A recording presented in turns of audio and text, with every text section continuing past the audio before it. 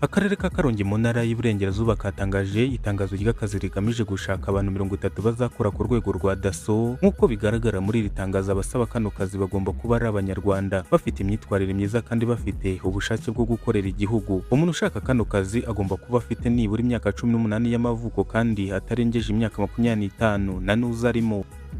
Niba uri urubyiruko rushaka akazi cyangwa se ufite inshuti n'abavandimwe barimo gushaka akazi, uyu munsi twabateguriye inkuru nziza ishobora kubabera amahirwe meza. Akarere ka Karongi katangaje ko kifuza gutanga akazi ku bantu 30 bazakora ku rwego rwa Dasso, urwego rushinzwe kunganira ubuyobozi bw'akarere mu gucunga umutekano. Ni ibihe bisabwa kugira ngo umuntu asabe kano kazi? Ni ibihe byangombwa bikenewe? Kandi se izi dosiye zizatangwa kugeza gihe ki? Komeza urebe iyi video kugeza ku musozo kugira ngo umenye amakuru yose, ejo utazajya ku karere ka Karongi kandi aya mahirwe yararangiye.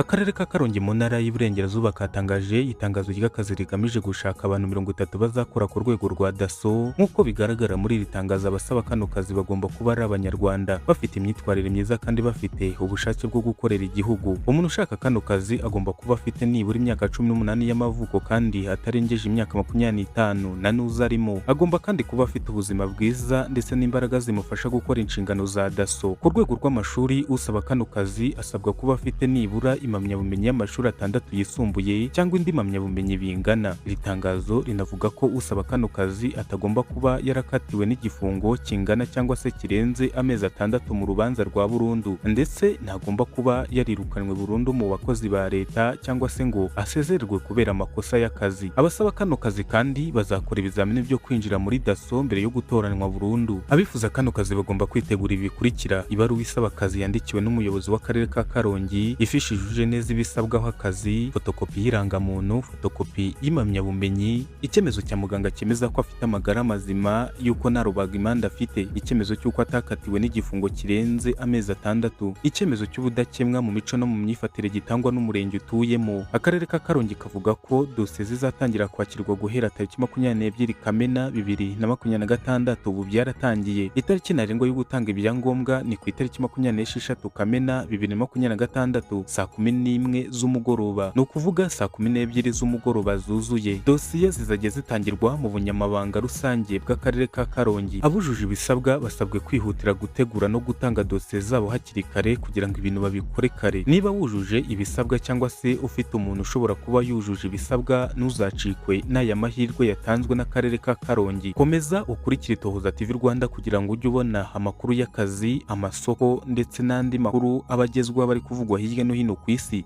Niba ukunda amakuru nk'aya, kanda subscribe, like ndetse usangiza abandi iyi video. Mwakoze cyane gukurikira Itohoza TV Rwanda. Bienvenue, kwizera niko nitwa, iyi ni Itohoza TV Rwanda.